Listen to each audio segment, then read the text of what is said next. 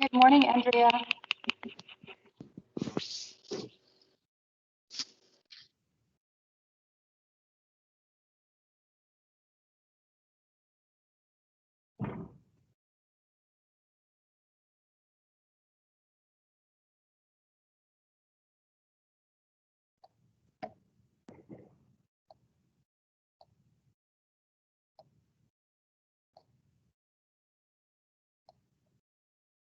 Okay, so for some reason, everyone's online today. So it's just going to be the three of you in class. It's not the first time I've had that happen. It's kind of weird though that like once a semester, I always have one random day that almost everyone just does it online. And it's weird, but well, just a reminder that today we're going over chapter 24. Monday we're going to do 25 and a review.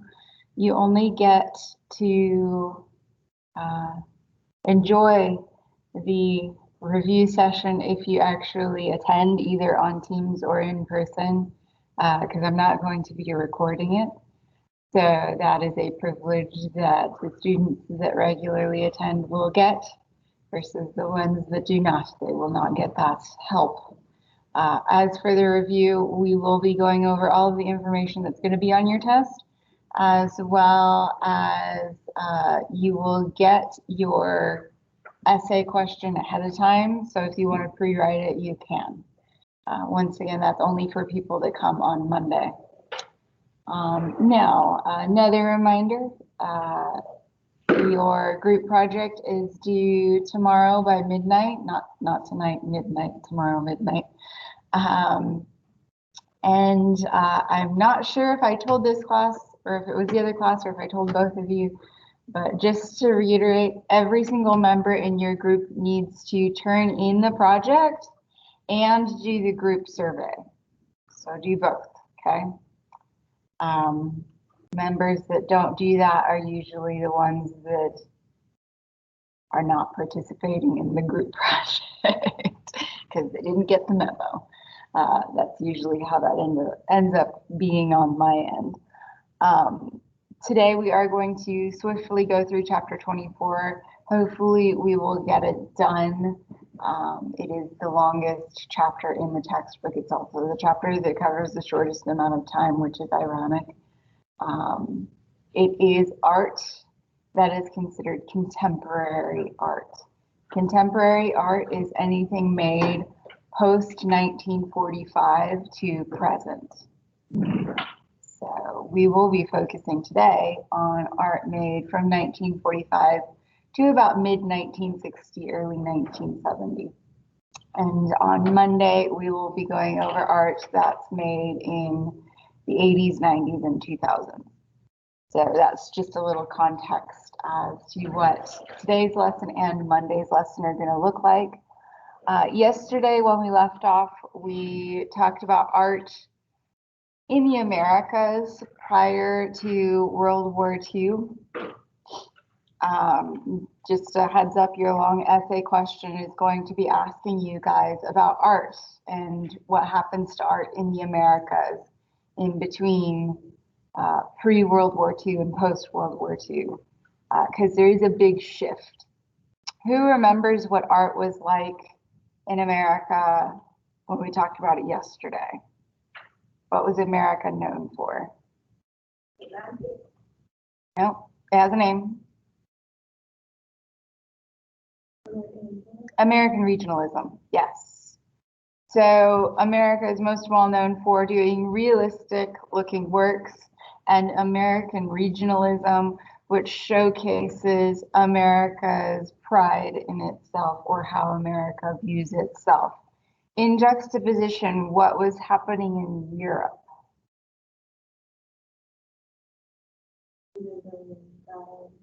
So we had artists making art for self-expression versus in America, artists making art for political expressions. So there is a big difference in between art made, and of course in Europe, they're doing a lot more abstract versions of art than in America, where we are doing realistic things that still have stories and context and images that are easily recognizable. In World War II, that's all going to change, though.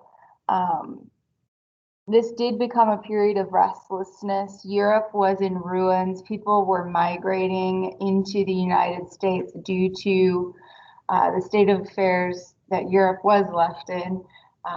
They fled to the bombings. They all lost their homes. And a good chunk of people ended up coming to the US, including artists. Artists like Picasso and Duchamp came to the US. And they got jobs as teachers in art schools. Now,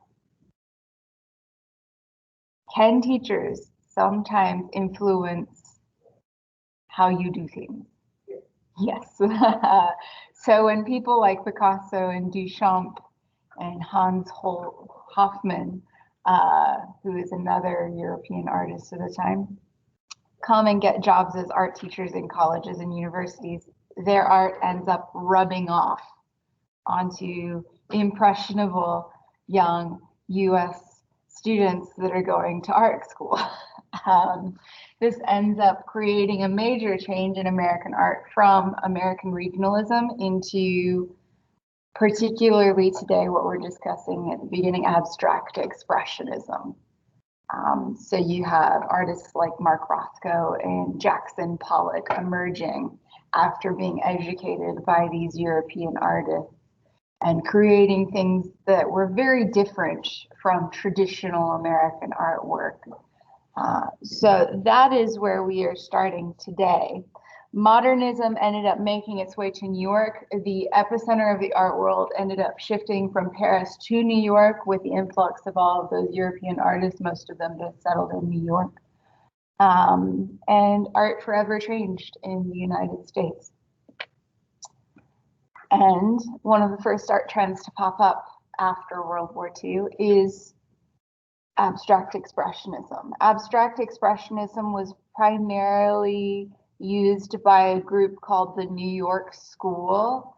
It wasn't so much that they all went to school together. Some of them did go to school together, studying under those European artists. But it's more a group of artists that are all working under the same theme, which is using art solely as self-expression, which is something that the Europeans had already been doing for decades. This is just the first example that we see of it in the US. And of course, the quintessential abstract expressionist artist is Jackson Pollock, who says he painted for the age of the atom bomb and the radio, meaning he is trying to make US art as contemporary as possible in juxtaposition to all of the things that are changing in the world, particularly with advanced technologies. Technology is moving forward at a light speed, and so should art. Pollock does something called action paints, meaning that he actively moves and interacts with the canvas. It is not him sitting stationary in one spot. He lays a large canvas on the ground and gets paint sticks and paint brushes and drips the paint onto the canvas as he walks around it. He does thin out the paint with a lot of turpentine to make it into a liquidy substance that is drippable. Here's just one photo of him completing his drip painting. So as you can see, he literally just lays the canvas on the ground and throws paint at it.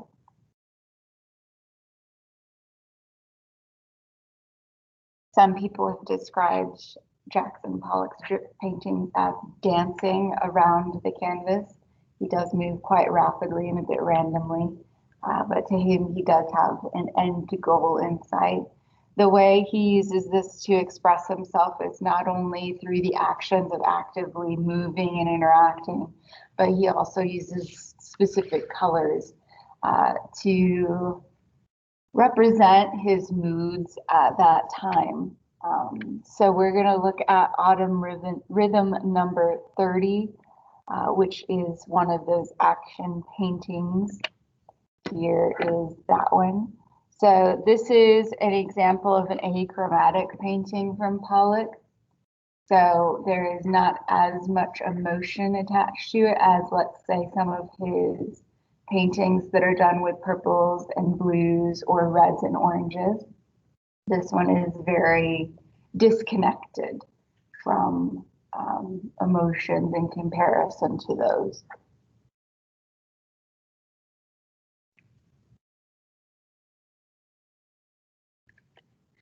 Another member of the New York School and an abstract expressionist is Willem de Kooning.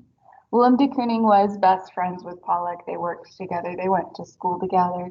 De Kooning does things a bit different from Pollock, though. He is not laying the canvas on the ground and dripping paint on it. He has his canvases on an easel and he is painting with a paintbrush. He does representational abstract art, meaning he is trying to represent an object in real life that people can see. Pollock is more along the lines of using colors to represent different things. So the reason why this one's called Autumn Rhythm is because those are a bit more autumnal tones of shades. So that's how that one gets its name. He also has one called Lavender Rain, and guess what? The main color is lavender. So a bit different in that sense.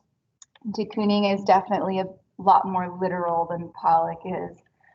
De Kooning was not liked by females for the artworks that he made because he, like I said, this is representational of things, particularly his paintings represented women. And women did not like the way in which he chose to portray them. He shows women as ferocious, toothy monsters with large breasts and creepy looking eyes and heads. So this is de Kooning's representation of a female. He did many, many examples of this. All of the women had a few things in common, which would be the large eyes and the large mouth. The eyes, the mouth, and the nose take up the entire head. There's no room left for any other areas. Her mouth is echoed in the necklace that he has given her. It's the same exact thing. Like I said, she does have large breasts, some hands sticking up, and her little feet are down here. In between her waist and her feet is a bicycle, which you can kind of make out the spokes of the wheel here, because it is a woman sitting on a bicycle. So like I said, it is representational of things, but it is obviously very abstract in the way he has chosen to represent females. The colors are also a bit garish and off-putting, just to reiterate the fact that he is not representing females in a positive manner. He wants to make them look a bit off-putting and scary. Is he wrong? I don't know. Maybe, maybe not. He was married. I would say he was not like women. He was married to a woman. I don't know about their marriage. Was she scary? I don't know. Maybe. Like I said, these two guys were best friends. They worked together on everything. And Pollock was also married to a female artist that we've looked at before when we were going over the second chapter. She does work. It looks exactly like this. Who knows who came up with it first? I don't know. You would have to really do some digging to decide. Another group of the New York School that was not doing abstract expressionism like Pollock or de Kooning is Rothko. Rothko was doing color field paintings. Color field paintings are using the ideas of color theory that we also talked about in chapter 2. The the idea that colors can have meanings or feelings behind them, as well as a push and a pull to them, or more weight or less weight. Rothko is interested in studying that with his paintings. All of his paintings have the same format. He just uses different colors each time to express his mental state. We've talked about Rothko before. It's not a new one either. We're going to look at Rothko's blue, orange, and red, for which he just superimposes thin layers of paint on top of each other to create the work of art.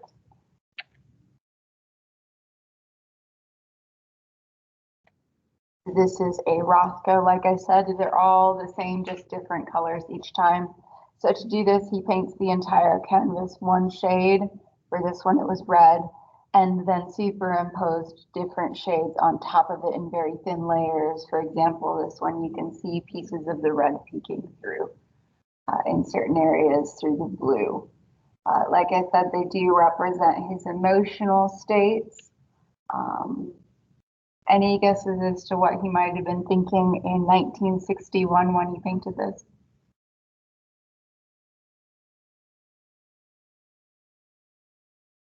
Well, red can sometimes represent love or passion, but what else can red represent?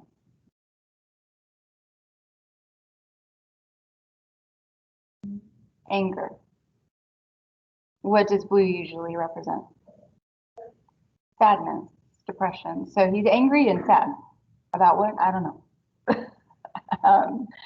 But yes, angry and sad. And he is the one that did the Rothko Chapel in Houston. If you ever go to Houston, I'd recommend you check it out. Texas is very blessed when it comes to contemporary art, which is a bit surprising considering how conservative this state is, and the fact that contemporary art is very much not conservative.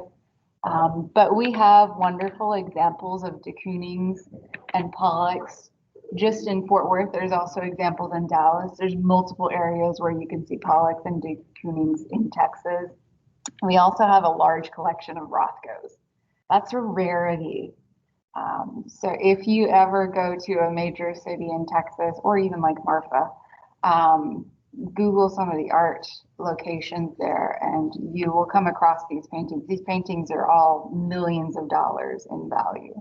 A Rothko painting is at least $30 million. Most of them are more expensive. So the fact that Texas has multiple of them is pretty awesome. So yeah, take advantage of Texas' abundance of contemporary art because it's not normal. Most states don't have that unless you go to New York. That's just a little rant there. Another color field painter, Robert Motherwell. We're going to look at his Elegy to the Spanish Republic, which is a series of paintings which he did to tell the story of the destruction of Spain's democracy by General Franco. So if you remember yesterday when we were talking about Guernica, there was a president in Spain, and that president was kind of corrupt. He was trying to get on Hitler's good side. Franco is the guy that ends up kicking that Spanish president out. So this is the second half of that story. That particular corrupt Spanish president is chased out of office and loses control of Spain. Spain also ends up getting rid of its democracy at the same time, and they are led by Franco for a while, which is not a positive time either. It's like they went from one bad thing to the next bad thing, but hey. Eventually, they sorted themselves out. Fun fact. This is just a very, very random fact that has nothing to do with art, but I am full of random facts today. Did you know that Belgium holds the record for being the country with the longest amount of time of going without a government? And they did it in 2020. In 2020, I think it was June 2020. They had gone 625 days without a government. One day you'll grasp the seriousness of that. Let's just say the US has not gone a day without a government. Belgium went 620 some odd days without a government. There's no government. None. Yep. They broke their own record though, because they had gone like 300 and some odd days without a government a few years before. It's weird. Weirdness. Here is Motherwell's Elegy to the Spanish Republic, which, like I said, is a color field paintings. You'll notice one commonality with all of the color field paintings. They use really large swatches of colors. For this one, Motherwell does a back painting, which is the actual story itself. You can see it peeking through. There's a little bit of an interior setting through the background here of a picture frame and a picture and a floor and a wall. That's to represent the interior of the government office at the time. This is just, like I said, one of the scenes. This is number 34 of the series. The entire series tells the whole story of Franco taking over. And then on top of that background, he's painted large white lines, and then on top of that, large black shapes. Some people interpret the black shapes as being representative of the actual characters of the story. Some people are like, it just blocks out your view. It depends on who you're asking.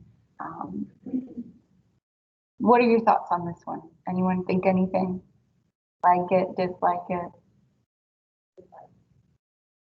Anyone else dislike it? I'm not a huge Motherwell fan. There's some better Motherwells. The best one I've seen is in Forward. And it, instead of having the background, it's entirely a white canvas with one singular black blob on it. I like that one better just because there's not that stuff peeking through the back to break up the like uniformity. But that's just my preference. I like things to be very uniform and I don't like messy things. I also am not a huge fan of de Kooning either because it's a bit messy. But that's just me and my personal preference. I love Roscoe's because they're so symmetrical. My OCD-ness poking through, I guess. But yeah, everyone usually, when we're going through this section, will have ones that they like, ones that they dislike, and it's usually just a random personal preference issue with it.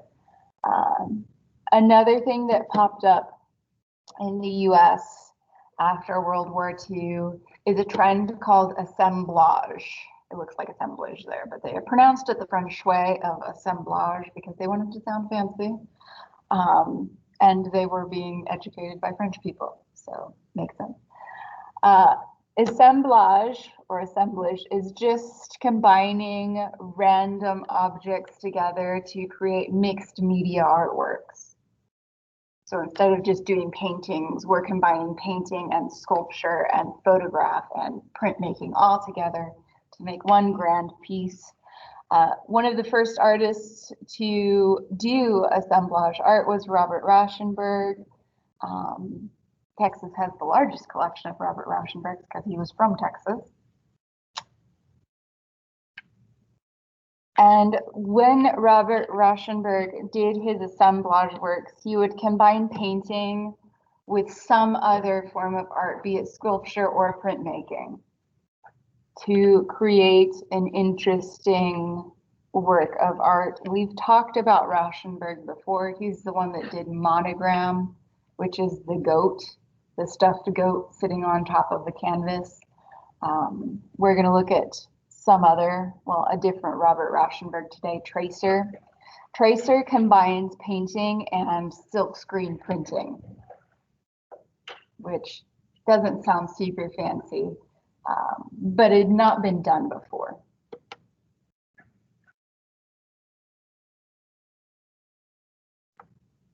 And besides just combining two mediums of art that had never been used before together, he also combined a bunch of random objects that are recognizable and people can relate to, but in a way that doesn't make too much sense. Similarly to like surrealist artists combining a bunch of random things together that you recognize but don't quite make sense. Here is tracer. So like I said, you can see what things are. We have cubes, we have helicopters from one of the wars. We have a nude woman from a early Renaissance painting looking in a mirror. We have a bald eagle and scenes of people walking across a street in a busy city. So we recognize things, but they don't make sense together. To do this, he painted the canvas, so the blue-white sections, and then he silk screened these images on top of that canvas. So definitely assembling not just mediums together, but also a bunch of images together, which is one of the reasons why it's called assemblage. Second assemblage artist, Edward Kienholz, he likes to make statements on American middle class society. And that is exactly what he does with John Doe. So from the adjectives used on this slide, he uses the word caricature, despair, bland, to describe the middle class there. So I'm sure you can tell it's not going to be a positive representation of American middle class. It's going to be a negative representation. And that title, John Doe, who knows what that's usually used for? Autopsies, yes. So if when they're doing an autopsy, they don't know who the person is. If it's a male, they name them John Doe until they're identified. If it's a female, it's Jane Doe.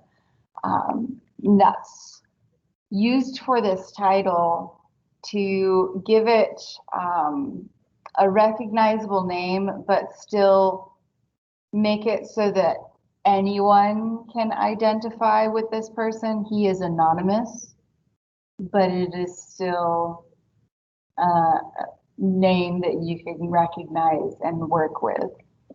And this is John Doe. It's a bit grotesque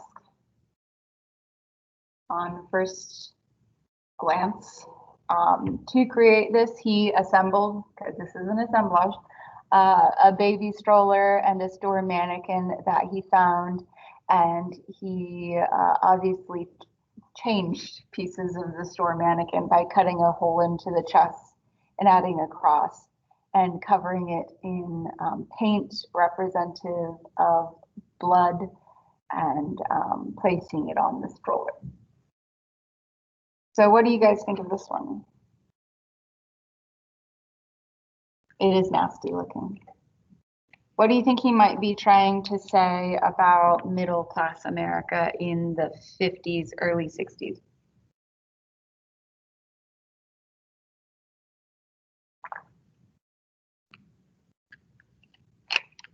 Who here has watched really old TV shows from the 50s?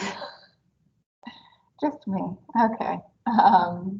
Some of you guys should watch some older TV shows. Like no one's seen I Love Lucy or anything like that. That's from the 50s.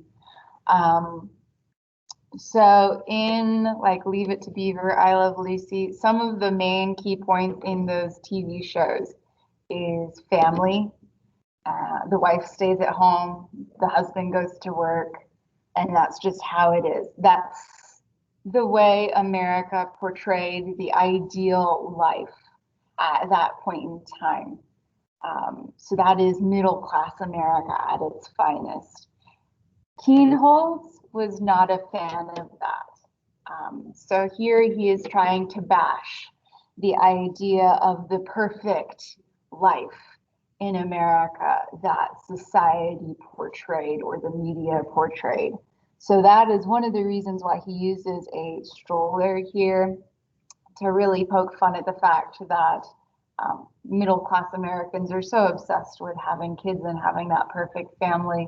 But instead of a baby in the stroller, we have a man, kind of poking fun at also men, if you want to read into that.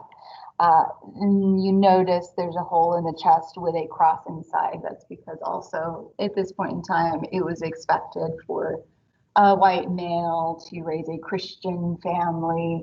And this is representing that. Of course, there is blood leaking out of it, giving it a bit of a darker note than like just being a Christian. Really showing the darker side of America in this time, which is why it looks nasty. He's wanting to show that seedier side or represent it. So that's a little bit of a darker one to read into, but it's still an assemblage. And it's a good example of an assemblage. Jasper Johns, another assemblage artist, he was pretty well received because the very first artwork he did was this. So this is 3 different sized canvases on which each one he painted the American flag, and then he just glued the canvases on top of each other. So you can pretty well grasp why Jasper Johns was liked by the public. Why do you think they liked him? Is he showing middle-class Americans bleeding and sitting in a stroller? No, he is showing America being a positive, great thing. So because this was the first artwork he was like put out into galleries, people collected him widely. They sought after his artwork. It's also an extremely recognizable object. For some reason, whatever reason in the art world, if you can recognize the image of something, chances are people are going to want to buy it. And Jasper Johns is a great example of that. The pop artists that follow him just a few years later recognize that Jasper John was successful because he used things like a flag or a target and people bought it. So the pop artists are like, let's also do really recognizable objects so people buy it.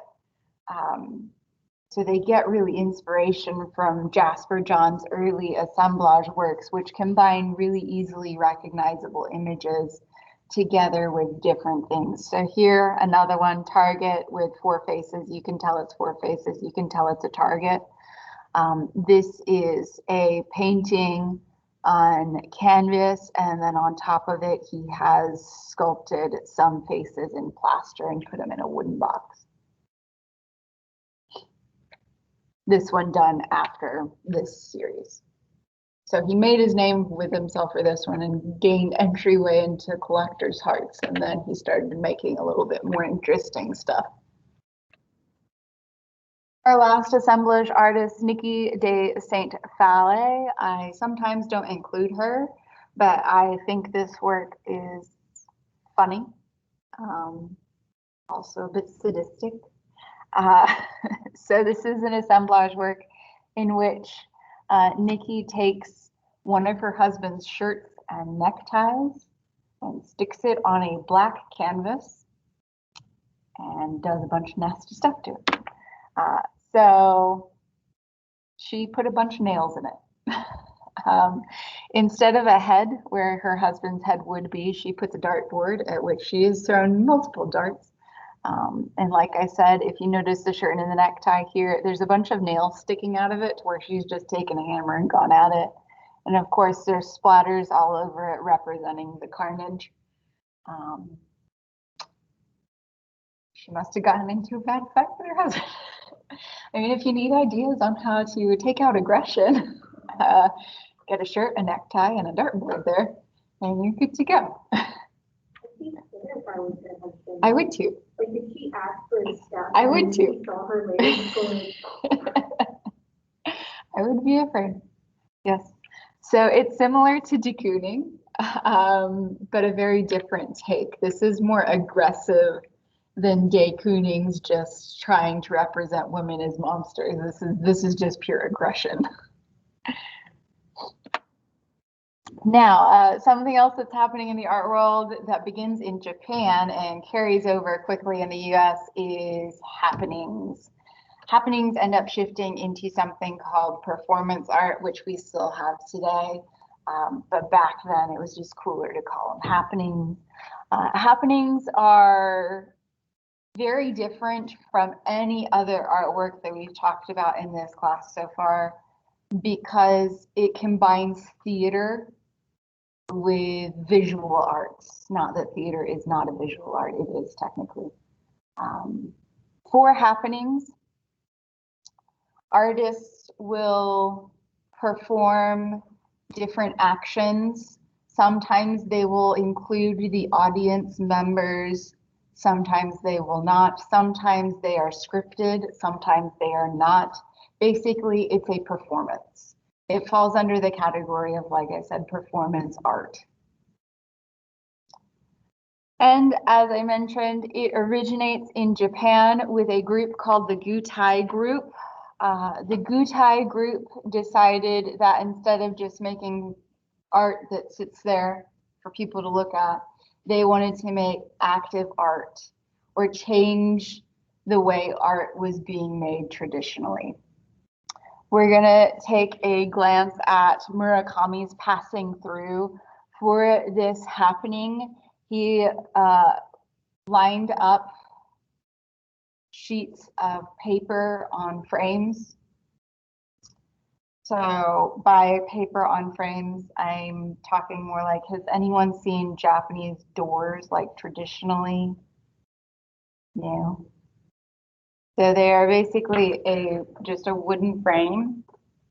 And instead of having like plaster or anything over it or a wooden door, they will put paper over top of it.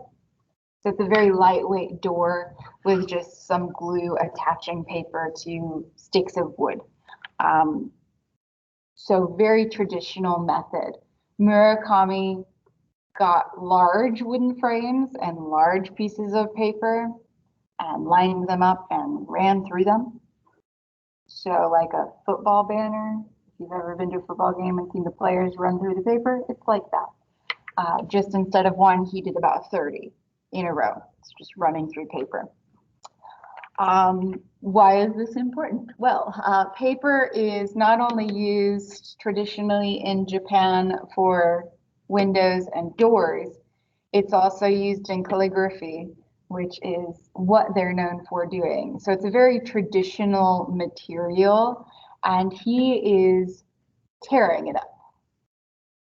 So he is stating with his movements the end of the traditional ways of making art in Japan. As I said, he runs through the paper. This is just a photograph of the happening. There are videos of it as well, but what he would do, or any of the happening artists, you would invite an audience to come, they would all come, and then you would perform whatever it is you're going to do. So as I said previously, it's like a combination of theater and the visual arts together. The happening, Jean Tanglay's Homage to New York. This was a bit of a mess up, but Tanglay was invited by MoMA to come to New York and create an artwork in a little empty courtyard section that they had. And for the artwork, he created a machine that when he starts it, it would go through all these different mechanisms, and at the end it would make a painting. So if you've ever seen the videos of like someone starting a marble or a domino and it just goes and does all of those different activities, it was that. So he was supposed to start it and then it went through all of its cycle, and at the end he was supposed to get a painting. And then to finish it off, the painting was supposed to catch fire and destroy itself. Hence the title, a self-constructing, self-destructing work of art. It was supposed to construct a painting and then destroy the painting. Unfortunately, it did not work out because the machine ended up catching fire midway through, and it was a big fire. Not the small one that it was supposed to be, to just burn up a piece of paper. It caught the entire machine on fire. An audience was invited to see this, just like with Murakami's. It was supposed to be a little performance for the machine to go through. But unfortunately, fire marshals ended up having to be called out. They had the whole fire department come. People had to be evacuated. It was bad. This is also on video if you want to watch it. Until they ended up having to usher out the cameraman. So you don't quite see the end of it where it completely destroys itself. But yeah, it was a mess. Another happening here, Alan Capro's household. This one's really interesting because instead of having spectators just come and watch a show, Capro had spectators perform the show. And the spectators had no idea that they were going to be doing that. So a group of participants showed up in the middle of nowhere for Capro's performance. And Capro divides the participants into different sexes. So a group of men and a group of women. Then he hands each group a set of instructions. For this event, they're going to be competing against each other. So competition of the sexes, the men versus the women. The men were given a set of instructions to build a house, and if they succeeded in building the house before the women, they win.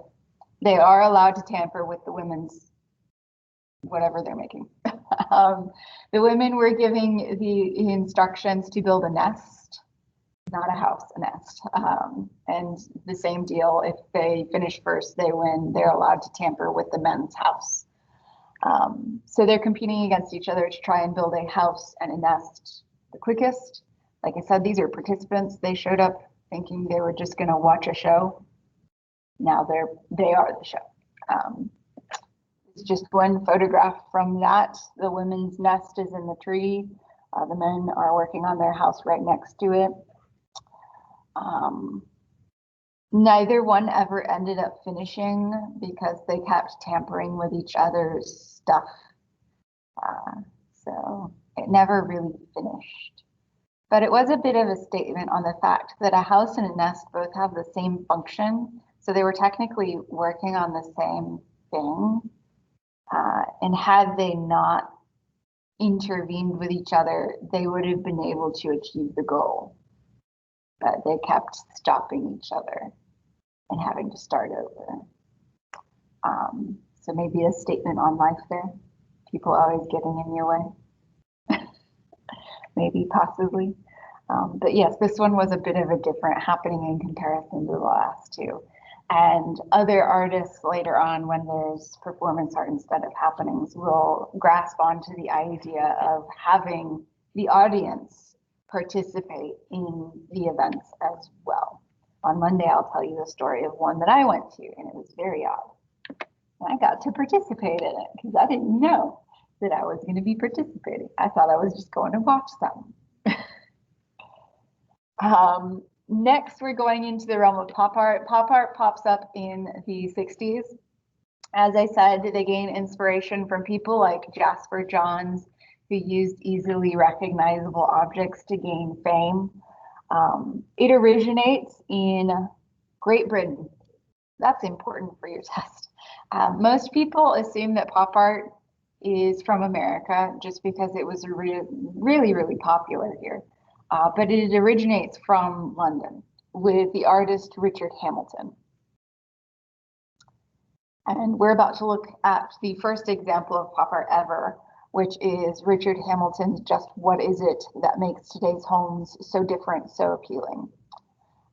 It really showcases how pop art is supposed to be superficial and materialistic. So superficial meaning not deep. There's not a deep story or meaning to it. and materialistic in the sense that you recognize these objects really easily. Most often they will come from popular culture or the media themselves. They're doing these with photographic silk screen printing, which is something that you can easily mass produce.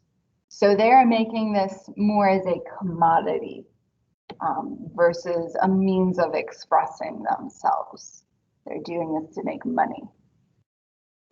And they've learned from Johns and other artists that the easiest way to make money is to use popular objects to really gain attention.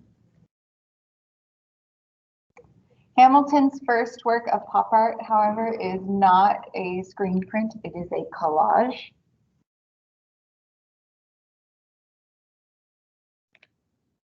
And here is that image here.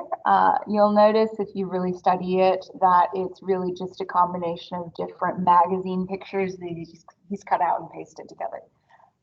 And all of these images come from magazines at that time trying to sell you products or educate you on current events or popular things. So once again, that idea of pop culture selling. And you can go through here and pick out every single object. We'll start at the ceiling. This is from Time magazine. This is the moon landing. He took a portion of the moon landing and put it on the ceiling. In the background is an image from a different magazine which showcases the billboard of the Jazz Singer film. So another popular media. On the back wall, instead of a photograph, we have the cover of one of the popular comic books from the time, Young Romance. We have a photograph of the president, symbol on the lampshade for Ford Motor Company. And a canned ham. Canned ham was pretty big back then because that was when it came out. People were pretty interested with new inventions and new technology. Starting with canned ham, we have our television, a female nude model because, yeah, what guy doesn't want to look at a naked lady? Male model, because yeah, one person doesn't want to look at a male model. At this point in time, this was what a ideal man and ideal woman would have looked like. So using those pop culture icons, a record player, which was new back then, and a vacuum cleaner, which had just come out that year. So he's really trying to grasp onto newness to capture people's attention. And this idea of using new pop culture references and items and icons is carried over into the US and adopted by people like Andy Warhol. Andy Warhol does take this in a bit of a different route than Hamilton did. Hamilton's was a lot going on in that one image. Warhol pares it down a bit more like Jasper Johns was doing into a format that you don't have to think about it. It's a picture of a Campbell's soup can. It's a picture of Marilyn Monroe. It's right in your face. It's easily recognizable.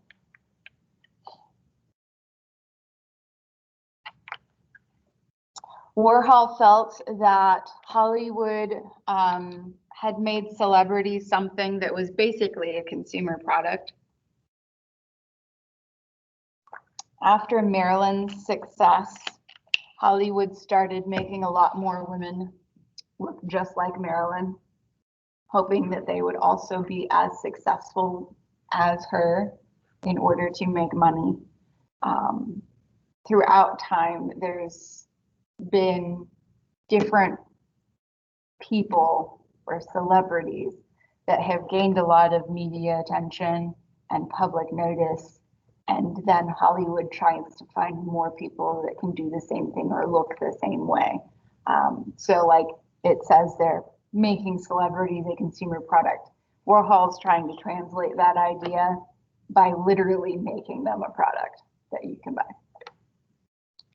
particularly with his images of Marilyn.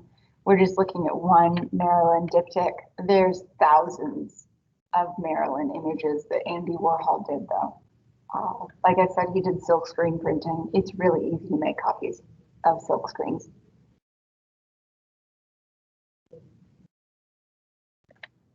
And we've looked at this one before. Just picture upon picture of an easily recognizable celebrity. He also did a lot of Elvis images as well, and a lot of other celebrities too. Another pop artist who does things a little bit differently than Warhol, Roy Lichtenstein, sorry. Roy Lichtenstein likes to pull upon the popularity of comic books during the era by making large paintings that look like they would be from a comic book. We've looked at Roy Lichtenstein before as well. Fun fact, the Ellen Noel Art Museum in Odessa has a Roy Lichtenstein. His artworks are not silk screen prints, they are hand painted, and they are also worth millions of dollars. So it's quite impressive that the Ellen Noel Art Museum ended up getting its hands on one, because it's in Odessa. You wouldn't think of Odessa having something worth millions of dollars.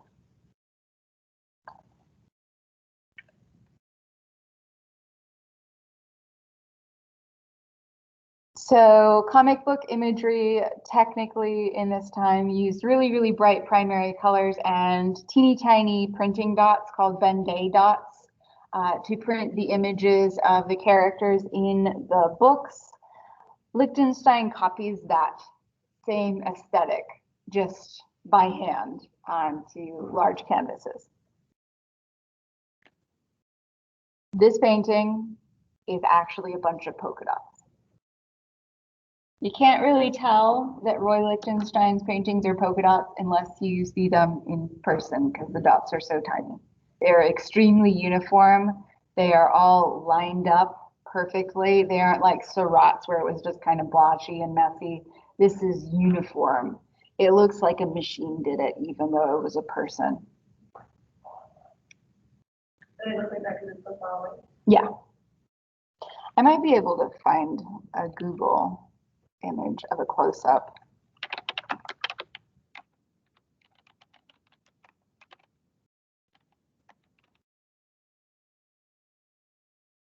Okay, so here you can really see the polka dots or those Ben-Day dots really close up. So like I said, they're extremely uniform and it does not look like a person did it. He did not use your basic paintbrush tool. He made a tool in order to make those perfectly sized dots.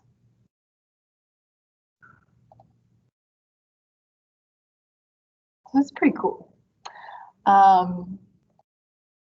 He also tends to use things that are fairly recognizable. For example, this girl was from one of the popular comics at that time. He's also done versions of these using architectural buildings like Big Ben in London. So easily recognizable things, still just like Warhol did, just doing it in a different manner. And now the exact opposite of pop art is minimalism, which came out at the same exact time. Some artists did not agree with pop art being a commodity. Some artists did not agree with art having meaning at all. Those artists tend to fall into the category of minimalism. And your quintessential minimalist artist is Donald Judd. Donald Judd wanted to remove any meaning or personal expression from art by making it as minimal as possible. So much so that Judd didn't even touch the art that he made. He had a factory make it.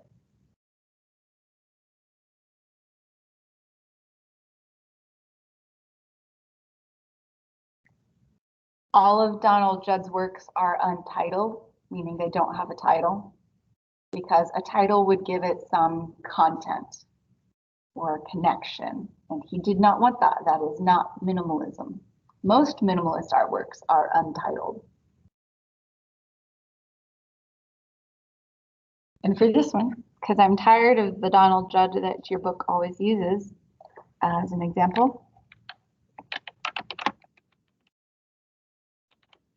By the way, Donald Judd owns Trinati Foundation in Marfa, meaning a bunch of his art is there. So Donald Judd is most well known for things like this. Really large squares, rectangles, and cubes made of metal and plexiglass. This is at Marfa, by the way. If you go there, you'll see these. All of them untitled. Like I said, he didn't make any of them a factory vid. He would give them the dimension that he wanted and the material he wanted to use, and that's it. And they made it. It was mass produced. He made millions of dollars, yes.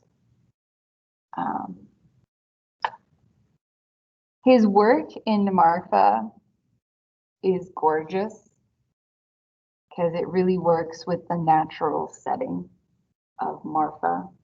His works in museums are a bit static, just because museums and galleries have those white walls. There's nothing to really look at besides that.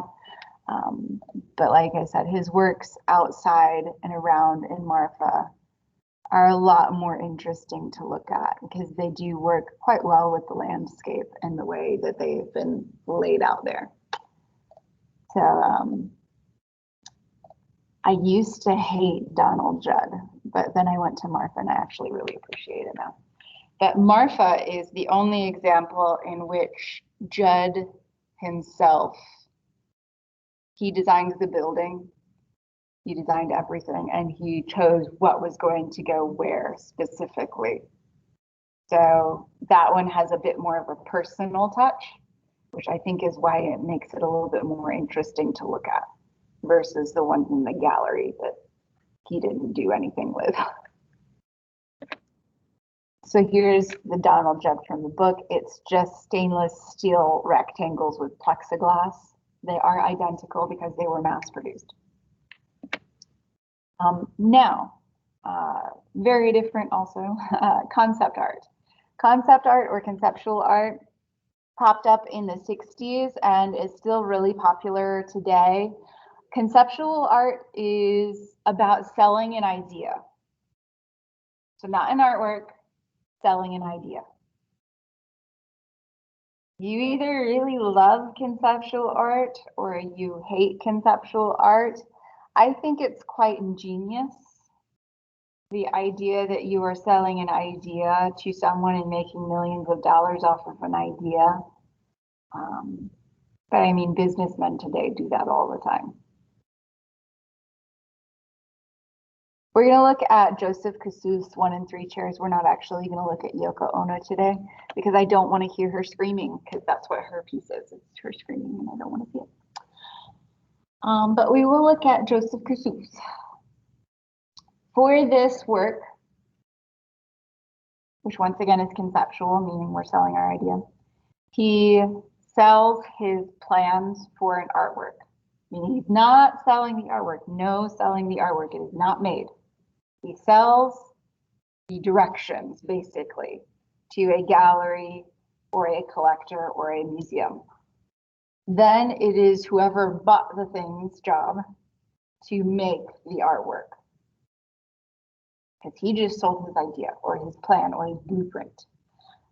For 1 and 3 chairs, the instructions that he sold or the directions that he sold instructed the gallery to buy a chair, take a photograph of the chair, write a definition of the chair, and display them all together. They're a little bit more specific than that, but yeah, you get the gist. So here we have 1 chair and 3 versions of a chair, which is why it's called 1 and 3 chairs. He did multiple versions of this, just using different objects each time. So like 1 and 3 lamps, 1 and 3 chairs, 1 and 3 tables. And like I said, he's selling the idea, not the actual art piece itself. Conceptual art is all about the idea. There's another conceptual artist that was really popular in the 70s that would sell plans for artworks on the wall. And it would have the instructions of use painter's tape to make a 5x7 rectangle on the wall. And then every day for 2 hours, get a number 2 pencil and do small circular motions throughout the square. Repeat that step for the next 365 days. After day 365 remove the painter's tape and your work is complete. So basically you have a wall with a bunch of pencil marks on it. So conceptual art is all about that idea. Conceptual art has caused a lot of issues for art lawyers. There is an art lawyer, there is art law, because when you purchase the conceptual artwork and you make the artwork, let's say you want to sell the thing. Do you sell the artwork? Do you sell the idea? Do you sell them both? What are you actually selling? Can you sell it? Can you sell an idea to someone after you've already bought the idea? There's a lot of issues with ownership, with conceptual art that infuriates art lawyers. They hate conceptual art. That's the thing they despise the most. Just because there's been a lot of issues of people that say they're going to sell a conceptual artwork and they sell the finished product, not the idea. But once again, how can you sell an idea?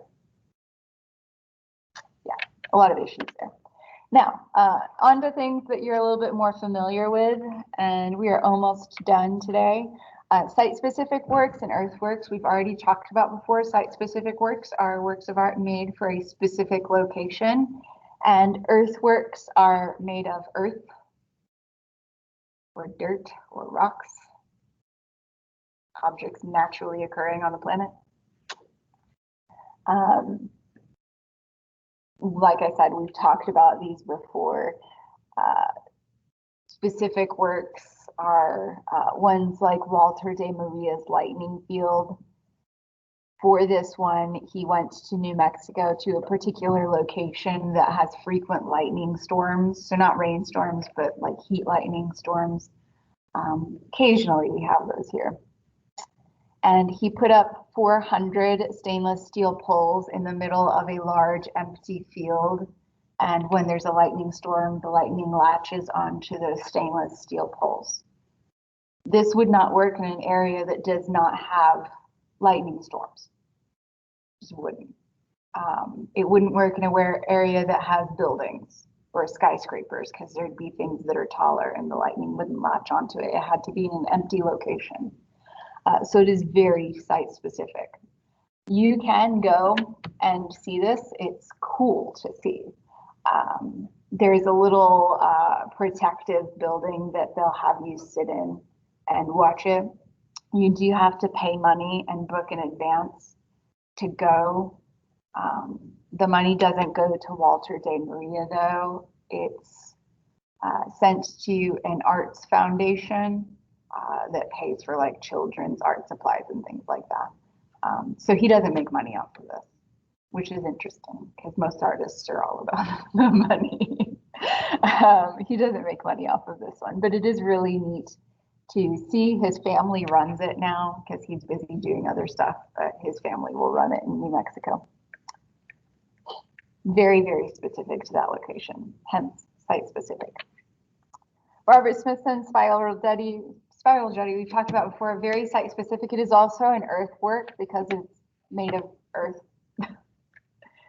Like I said, we've talked about it before, so I'm not going to talk about it again. Now moving on to something else that you already are familiar with, installations. Installations are when an artist transforms an entire space for the artwork. We've talked about it, key in hand. The Louis Vuitton stores are another example of an installation. Yayoi Kusama's Infinity Mirror Rooms are an example of an installation. For these, she uses the concept of mirrors. If you put two mirrors facing each other, what it does is it creates an infinite space. If you've never done that before, you should do it. It's really cool.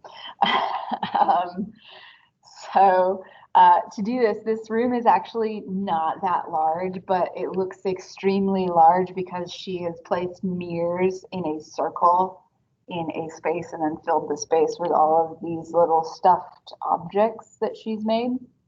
So it looks like it's a never-ending, infinite location, which is why it's called Infinity Mirror Room. And it's called Phalli's Field because these shapes are phallic. Phallic objects in a field of them. It's never ending. Yeah. Now she doesn't do things like that. She does pumpkins now, which is a lot more family friendly. So she will do a bunch of orange pumpkins with black polka dots that are stuffed. You can even purchase the pumpkins. They're like little stuffed animal objects. And she'll lay them out in the room, and it just looks like an endless field of pumpkins that she uses a glow-in-the-dark paint on. So it looks really cool because they're glowing. It's very Halloween-esque. And that was in Dallas for a few years. Yayoi Kusama is a feminist artist, which you could probably grasp since the phallic room. But the second wave of feminism is occurring in the 60s and 70s in the United States. The first wave of feminism is when women get the right to vote in the 1920s. Second wave of feminism is when females are trying to fight for equal rights. So that's the ERA movement.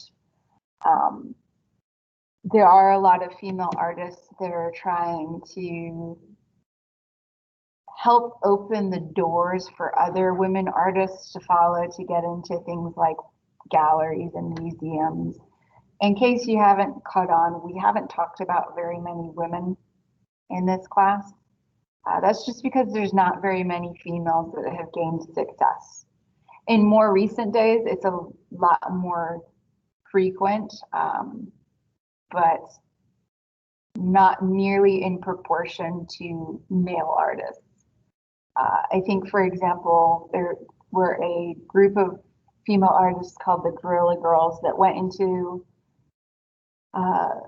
MoMA in New York and counted up the works of art on display from women versus the works of art on display from men. And the proportion was 90% are male and 10% are women. So it's definitely disproportionate in relation to reality in the real world. So these women artists are trying to open a door for future artists to follow. Starting with the dinner party from Judy Chicago, and then we'll end off with Nancy Spiro. So Judy Chicago creates a really, really large installation. She is also an installation artist, which is a collaborative effort between many, many different females to create. And it is all about celebrating women in history, particularly US history, I should say that. So it's a really large dinner party. Obviously, we have plate settings with tablecloths, plates, and glasses. Each setting is dedicated to a specific female in history. Over on this side, we start off with Sacagawea. Her plate is very flat and two-dimensional, like a basic dinner plate. It's concave, and the cloth setting over top is cowhide for Sacagawea. Makes sense. And then the plates will raise, and by the end, they become three-dimensional sculptures. Over on this side is Georgia O'Keeffe's plate setting, a really famous female artist who is known for her flower paintings. And that sculpture there references the paintings as well as the tablecloth pattern. Each one has their name embroidered on the front. These tablecloths were made by craftswomen, so quilt makers, embroidery, craftspeople. Judy Chicago collaborated with them to combine their work into hers because those craftspeople often get neglected in museums. We've talked about that before. Now the tiles are also really interesting. By the way, the place settings and the cups and the tiles were all made by Judy Chicago. The tiles, each tile has the name of a woman who could have been included in US history textbooks, but was not, like Betsy Ross. I mean, she's kind of in textbooks now. Let's see if I can get a bigger close-up of that, because I hate it when I accidentally click that.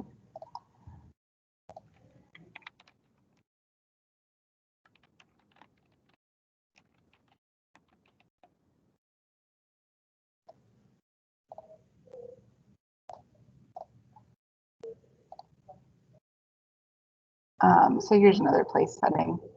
Sojourner Truth, trying to get a tile. So.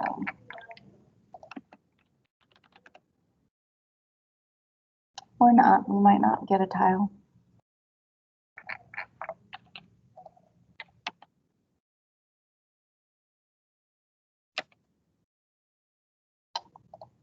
Oh, gosh dang it. I used to have a picture of the tiles. I don't know what happened to it.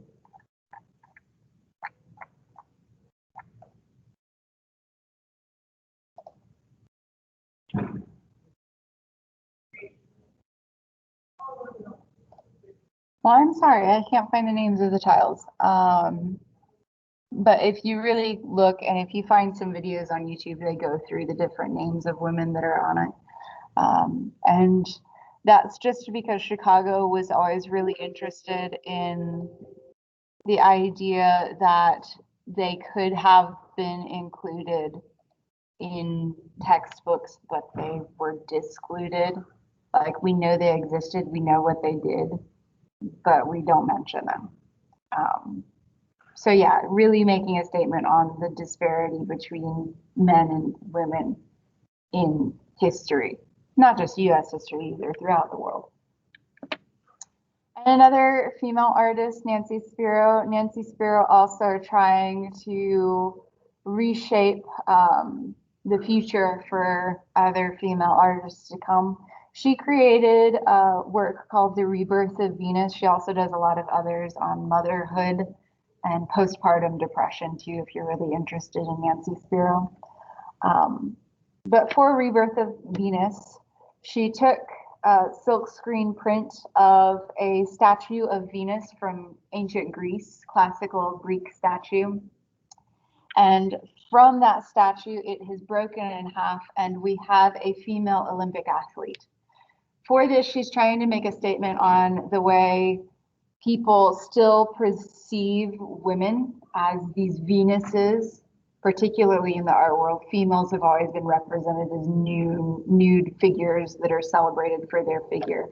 And instead of showing them that way, showing them as strong, capable people that are amazing and more than just objects to look at.